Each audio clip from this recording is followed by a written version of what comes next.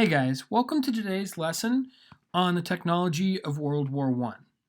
Just as a brief explanation of the order of things, first, we're going to go over the learning targets that this assignment hits. Second, we're going to explain what you're expected to be able to do by the end of this project. Third, we're going to cover some basic background information so that you understand the context, that is to say, the historical situation that surrounds this project. And finally, we're going to walk through the instruction sheet posted in Empower and take a look at some examples so you understand what to do and what's expected. This particular project hits one learning target, which you need to earn at least a 3 on. If you earn below a 3, you're going to need to go back, revise it, and raise it to that level. So the learning target we're dealing with is HS1, Research and explain the development and impact of major scientific and technological innovations in the industrial age, space age, and digital age. There are some goals for this lesson. First, learners will be able to investigate and research their selected technology of World War I using appropriate research techniques to differentiate valid and credible sources.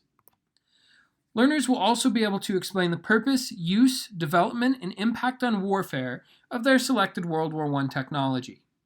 And finally, learners will be able to organize and summarize bullet-pointed information into a visual aid.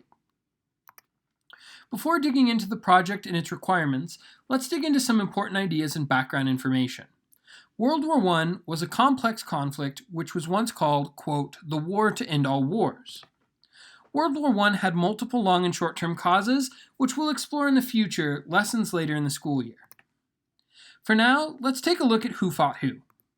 World War I had two sides. The first was the Central Powers, which was mainly made of Germany, Austria-Hungary, and the Ottoman Empire. There were some other countries, but these are the three big ones and the ones that we'll focus on.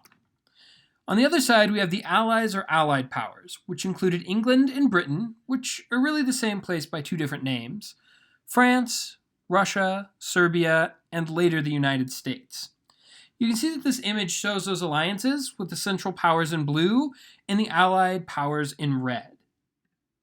One of the most significant things about World War I was how many soldiers died in the conflict.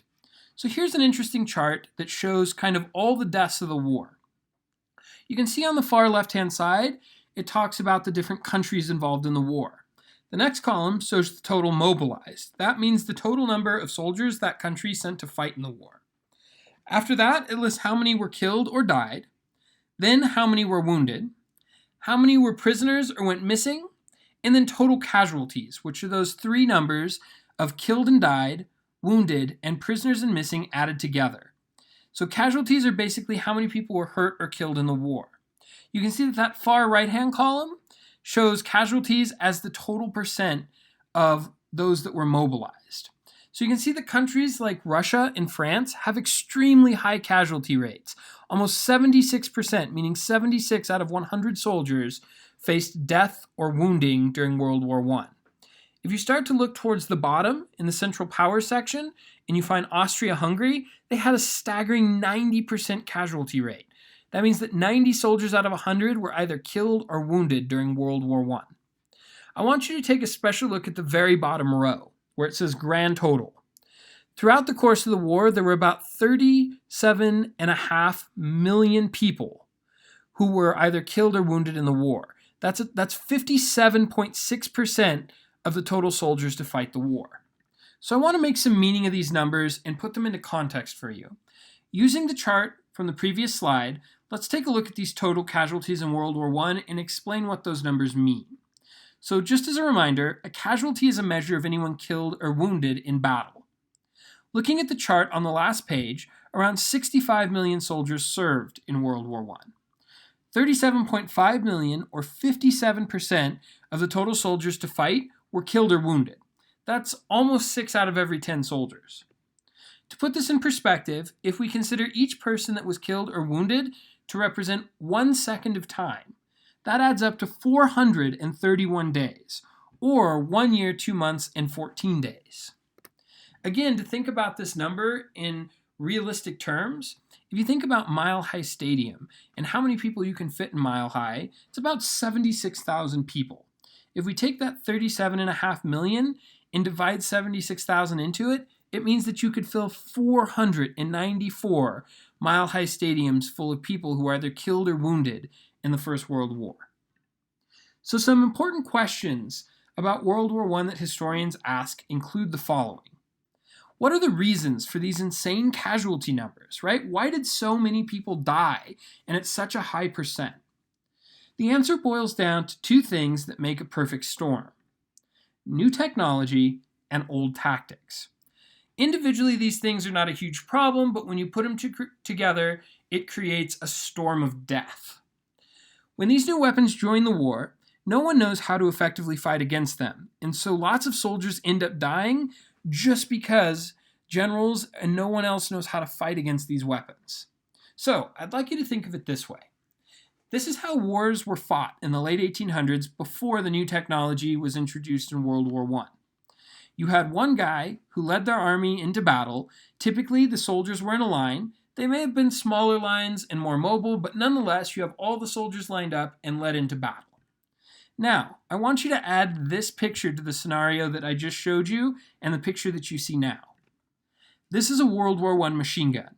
Take a moment and imagine how easy it would be for one soldier to use that machine gun to kill almost every soldier in that line. That's exactly why the death rates were so high.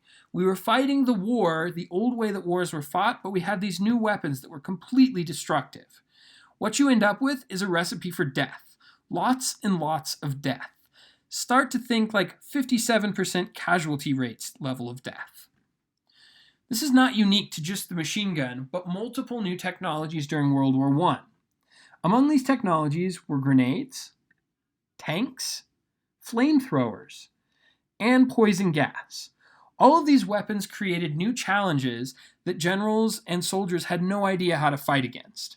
These new technologies made old ways of fighting impossible, and it took a while to figure out how to fight and win against these new terrifying and powerful weapons. New technology was the cause of World War I's biggest problem, which was stalemate.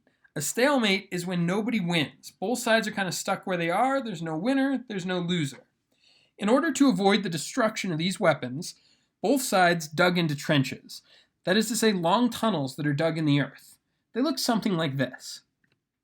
Nobody moved, nobody gained ground, and for over 4 years it became impossible to win because you were trapped in a trench. The map below illustrates how long these trenches were that both sides had built, and that they ran the entire length of countries in almost all of Western Europe. Imagine trying to win a war when you're stuck in the same place, unable to move forward or attack the enemy who is hidden barely 100 feet in front of you. This is where you guys come in.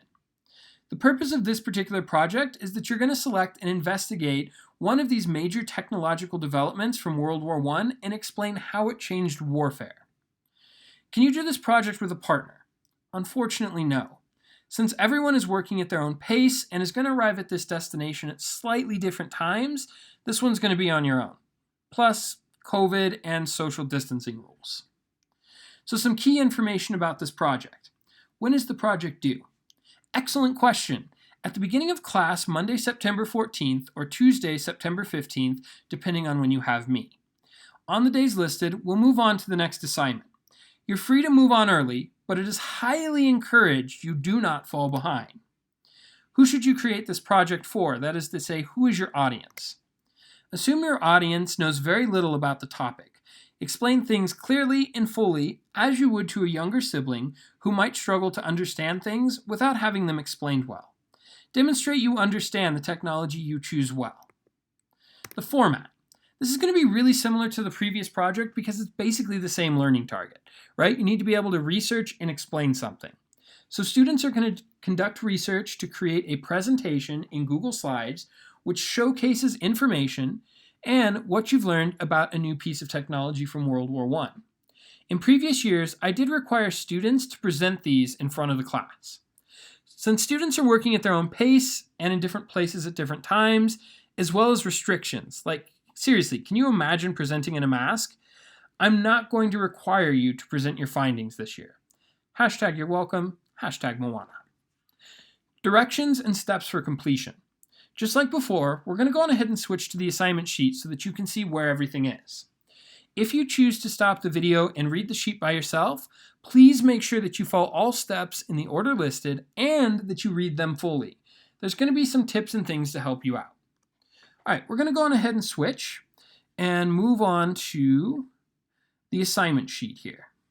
I'm going to go on ahead and blow this up a little bit, let you guys see it a little better. So you can see at the top we have the title. Just like before, all the information that we've gone over.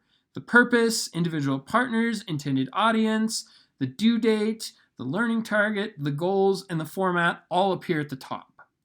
We're going to pick it up with step 1. The first thing that you're going to do is select one of the new technologies that are listed below for your project. Once you've made your choice, you're going to move on to step 2. I'm going to give you a warning about some of these choices. 1, some of these choices are not weapons because not everybody's interested in studying weapons. We included things like number 14, portable X-ray machines, or number 4, the radio, number 13, the hydrophone. However, when you choose your topics, some of these are easier to find sources and information on than others. Things like tanks, flamethrowers, gas-operated machine guns, U-boats tend to have a lot of information. Things like chicken wire, torpedoes, trench mortars tend to be a little bit harder. If you find that the one that you've chosen is really hard to research, you can always switch early on. Once you've made your choice from this list, you're going to move on to step 2. A lot of this should look pretty similar to the last project that you did, but basically you're going to follow these directions and start creating your presentation. So first and foremost, you're going to go to Google Slides and open a new presentation. Number 2 here tells you how to title it. It's basically identical to the previous project. You've got your name, the name of the project, and the period that you're in. This also makes it super easy to search for in the Drive if and when you need to make changes or turn it in. So the third thing is that you're going to start your presentation with a title slide similar to the last project. Give your presentation an interesting or fun title. It can be something like Grenades' Impact on World War I or How Tanks Changed War Forever. The title that you come up with should be in the size that's listed, and you should basically set it up similar to the last one, right? You skip a line, put your name, skip a line, put your period.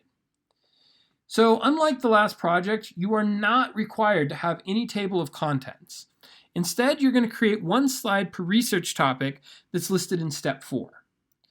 Each question or topic is going to receive its own slide, and if you're aiming for 3, it's going to be a total of 7 slides with your cover slide here.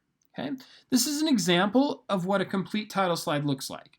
You can see that I've come up with a slightly clever title here. On a presentation about flamethrowers, I said, Turning Up the Heat, How Flamethrowers Shaped World War I. Skipped a line, put my name, skipped a line, put my period. Just like before, you're really free to pick whatever colors you want for the background and the text. Next is step 3. Before you start researching, these are some really important notes that I'm holding students to. So what you're going to do is you're going to read and familiarize yourself with these research expectations and challenges before you begin your research so that you can avoid them in your presentation. If you recall, the learning target asks you to use appropriate research methods, and that's what number 1 is all about. For the purposes of this project, an appropriate research method means that your research is not done using Wikipedia, Yahoo Answers, or About.com, which includes About Education. These sources are notoriously unreliable because anyone can change what they say, and therefore they don't always contain good information. The second thing is that it is highly recommended that you add World War I to each Google search that you do. So for example, flamethrowers, World War I, or World War I gas-operated machine guns. The reason why I have you do this is that it helps you keep your results focused on the appropriate time period. A lot of times students will turn in presentations on flamethrowers, and almost everything is about the Vietnam War, which is basically 100 years, like 150 years after World War I. So remember that you have to keep it to this time period, and kind of searching for that helps you do this. The last thing is sort of a warning, and I'm sorry about this, but there's not really a way around it. Lots of results are going to end up blocked by the school filter because of the search terms. You should be careful of this, right? Searching for things like grenades or flamethrowers sort of triggers the school filter and means that a lot of websites you're not going to be able to open. Okay? If you're using search terms like history of flamethrowers, you might have a little bit better luck than just searching flamethrowers. Beyond this, if you're really struggling, you can feel free to use a personal device like a cell phone that's not school issued and that's not on a school network. So something like your cell phone carrier's network. That should be able to get you around the filter. So step 4. This is sort of the nuts and bolts of the project where you're going to conduct research. Basically, it says it right here. You're going to create one slide for each of the following questions or topics that are listed below. You're going to have to use those appropriate research methods that we just discussed, and you're allowed to include as many pictures as you want. However, they must be accurate to the time period that you're discussing. A lot of students, again, include pictures from different wars or, commonly, pictures from video games of the weapons that aren't even real. Please note that everything should be in bullet points, not full sentences. That is actually part of the grading requirement and can earn you a 2. So when you're doing your slides, make sure that you're summarizing and bullet pointing everything and not putting in either full sentences or just paragraphs of text. Okay? So basically, we're going to start looking at these. For those of you aiming for a 3, you basically have your title slide plus these 6 slides for a total of 7 slides. For those aiming for a 3.5 or 4, you're going to do the 2 optional 7 and 8 slides. So if you're aiming for a 4, you would have no more than 9 slides total. Okay? So the first slide is pretty straightforward. It's basically an origin of your selected technology, meaning where does it originally come from? What was the country of creation, and who is the inventor? And you're asked to include a time-specific picture on this slide of the invention and make sure that it's not from the wrong war or from a video game. The second slide is the slide that I provided you as an example. So let's take a look at this one a little bit closer. You're going to find and put into your presentation a World War I accurate diagram or schematic, which is very similar to the last project, with the major parts labeled. In addition to this diagram of your technology, please explain how your technology works. Please provide a step-by-step explanation how the technology works or functions. If you were doing a presentation on, say, grenades, and you put in your presentation, you pull the pin and it goes boom, that's not going to earn you full points. That's basically an automatic 2, and you're going to have to make changes to raise it to a 3. You need to explain what happens when the pin is pulled, how that interactions with other parts, and how the explosion actually occurs. Remember to make each of these steps a bullet point and not full sentences. So I'm going to skip down here for a minute and show you what this looks like. The slide here on the left is what a good slide looks like and what your entire presentation should hope to be. You've got just sort of a basic title. In this case, you were required to include an image, which is there, and you basically have step-by-step bullet points. If you look at this other side, basically the information is identical. The difference is I put it in sentences in a long paragraph instead of summarized bullet points. Part of this assignment is about you taking information and summarizing it, not just repeating or making long-winded slides. So again, if you produce slides that look like this, you'll be asked to make revisions so that it looks like that. Going back up here to the expectations, number 3, you need to explain how your chosen technology was used in World War I and describe if it was offensive, meaning for attacking, or defensive, used to defend. How did this technology change the way the war was fought? What specific purpose did the technology serve? And how did it achieve this purpose? Simply saying, quote, to kill people is too vague and not going to earn you points. Slide number 4 asks you about the limitations or drawbacks of your selected technology. So when is the technology you chose no longer effective or useful? Does it, for example, have a limited range? Is it slow or heavy? Does it run out of fuel quickly? These are the kinds of limitations that we're talking about. Slide 5. In bullet points, please explain your selected technology and how it changed the way the war was fought.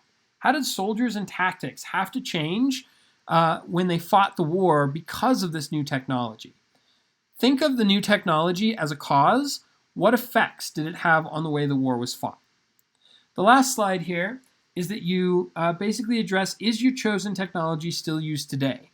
If so, what does it look like? And explain how it's different. If not, for what reason is it no longer used? So you can see the directions down here for those of you who are interested in a 3.5 or a 4. Basically, If you do one of these slides, it's a 3.5, and if you do both and do them well, it's a 4. It's important to specify that just doing them does not give you the score. The rest of your presentation has to be detailed, specific, done well, and your 7th and 8th slide also have to be done equally well and detailed. It can't just be 1 or 2 sentences and you automatically get the 4. So slide 7, for those of you aiming for the higher score, who and how has your technology improved over time? Right? Who improved it? Basically, you're going to offer a sort of short bullet-pointed timeline showing who and how the technology changed over time and explain why these changes happened. Slide number 8 is when you compare and contrast versions of the technology from different countries. So for example, if you're doing tanks, you may compare a British and a German tank and tell me, hey, this particular thing made this tank better than the other one. This was a weakness of the German tank, but this was a strength of the British tank. Okay. Continuing down here, the final step, step 5, is that you're going to check your timeline and self-assess before submission. So once you've completed all 7 required slides for a 3.0 and 9 slides for a 4.0 in Google Slides, please check the format, make sure it matches the kinds of pictures that I provided, and score it based on the rubric below. Okay? Just like before, since this deals with one learning target, you see that the research part of the learning target is scored here, and the explanation part is scored here. So for proficient, students' presentation demonstrates adequate research techniques by containing 2 or fewer errors in information or understanding. Students' images and information are time-specific to World War I and not drawn from other time periods or video games.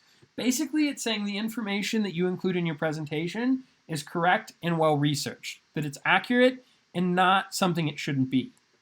Because either your information is basically right or wrong, there's no way to give you a 4 here.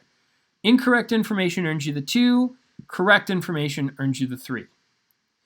This last part here is the explanation piece of the learning target and explaining how the innovation sort of created change or its impact. A student who gets a 3 has a presentation that is clear, detailed, and specific, fully explaining how the chosen technology works, its limitations, and examining how the technology changed the way that World War I was fought. This information is summarized and presented in clear and detailed but easy to understand bullet points. This is where it says that the information in the presentation may be done in sentences or paragraphs. That's where you start to get into 2 territory.